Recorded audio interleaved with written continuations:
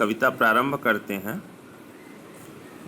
विचार लो कि मरते हो न मृत्यु से डरो कभी, मरो परंतु यूं मरो कि याद जो करें सभी। हुई न यूं सुमृत्यु तो वृथा मरे वृथा जिए, मरा नहीं वही कि जो जिया न आपके लिए। यही पशु प्रवृत्ति है कि आप ही चरें, वही मनुष्य है कि जो मनुष्य के लिए मरे। तो बच्चों, कविता की इन पंक्तियों में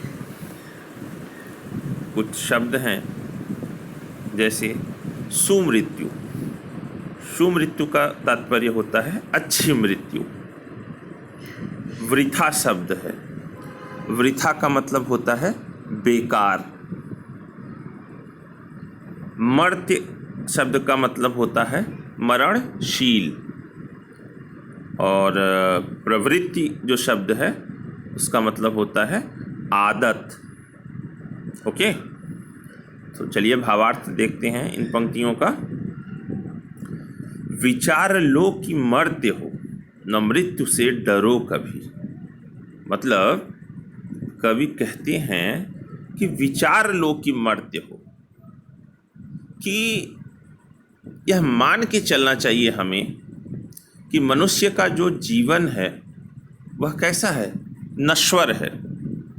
मतलब जिसने जन्म लिया है उसकी मृत्यु तो निश्चित है, मरना सभी को है। विचार लो कि मरते हो, कि मरना, यह विचार करो कि मरना तो है ही। न मृत्यु से डरो कभी, इसलिए व्यक्ति को क्या करना चाहिए, मृत्यु से भयभीत नहीं होना चाहिए, घबराना नहीं चाहिए, डरना नहीं चाहिए। फिर से पूरी पंक्ति का अर्थ।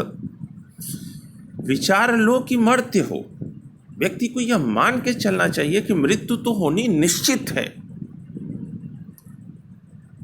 न मृत्यु से डरो कभी, इसलिए कभी मृत्यु से डरना नहीं चाहिए।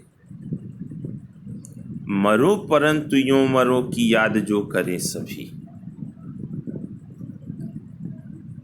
लेकिन मृत्यु जो हो, मरो परंतु यूं मरो, मृत्यु ऐसी हो कि याद जो करे सभी, कि आपके न रहने पर भी लोग आपको याद करें। अर्थात उस व्यक्ति को मानव हित में जो उसने अपना जीवन व्यतीत किया है वह अपने कर्मों से क्या हो जाना चाहिए, अमर हो जाना चाहिए। क्या ऐसा जो करता है वह अमर हो जाता है। मरो परंतु यूं मरो कि याद जो करें सभी। पहली पंक्ति से अगर देखें तो व्यक्ति की क्या है, मृत्यु तो होनी निश्चित है। जिसने जन्म लिया है उसे मरना है। न मृत्यु से डरो कभी, इस बात को जानते हुए व्यक्ति को मृत्यु से कभी भयभीत नहीं होना चाहिए। मरो परंतु यूं मरो, लेकिन मृत्यु कैसी हो कि याद जो करे सभी, आपके न रहने पर भी लोग आपको याद करें। अर्थात व्यक्ति को मानव हित में अपना जीवन व्यतीत करते हुए अपने कर्मों से सदा अमर हो जाना चाहिए। हुई न यूं सुमृत्यु तो वृथा मरे वृथा जिए। अब देखिए आगे कवि क्या कहते हैं। हुई न यूं सुमृत्यु। अभी मैंने आपको बताया सुमृत्यु का मतलब होता है अच्छी मृत्यु। तो मतलब है कि अगर ऐसी मृत्यु, सुमृत्यु, अच्छी मृत्यु नहीं हुई। अब अच्छी मृत्यु का तात्पर्य कि वही मृत्यु और जीवन व्यक्ति का श्रेष्ठ कहलाता है जो दूसरों के हित में व्यतीत होता है। दूसरों के हित में लगा हुआ जो जीवन होता है उसे ही लोग याद करते हैं। लेकिन अगर ऐसा ना हो तो व्यक्ति का जीना एवं मरना दोनों ही व्यर्थ होता है। मतलब क्या, कि जो व्यक्ति अपने जीवन में दूसरों के हित में संलग्न न रहा हो, दूसरों का हित न किया हो, केवल अपनी ही स्वार्थ सिद्धि में लगा हुआ हो, उसका जीवन कैसा होता है? उसका जीवन वृथा, मतलब जीना और मरना दोनों ही उसका बेकार होता है। मरा नहीं वही कि जो जिया न आपके लिए, मतलब जिस व्यक्ति ने दूसरे के हित के लिए अपना जीवन समर्पित ना किया हो,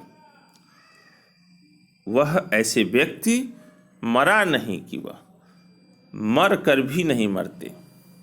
मतलब क्या है कि ऐसे व्यक्तियों को कोई याद करने वाला भी नहीं होता है, जो कभी किसी हित कार्य में संलग्न नहीं हुए या जिन्होंने कभी भी दूसरों का हित साध्य नहीं किया, तो ऐसे व्यक्तियों का मरना भी बेकार है, वह मर करके भी नहीं मरते हैं। यही पशु प्रवृत्ति है कि आप ही चरें। वही मनुष्य है कि जो मनुष्य के लिए मरे। लेकिन जो लोग केवल, वही पशु प्रवृत्ति है, लेकिन जो केवल अपने स्वार्थ के लिए जीते हैं, ऐसे मनुष्य क्या होते हैं? मनुष्य न होकर पशु के समान होते हैं। वही मनुष्य है कि जो मनुष्य के लिए मरे। अंत में कवि कहते हैं कि सही अर्थों में मनुष्य कहलाने का अधिकारी तो वही है जिसके जीवन का हर पल दूसरों की भलाई में लगा हुआ हो। क्लियर?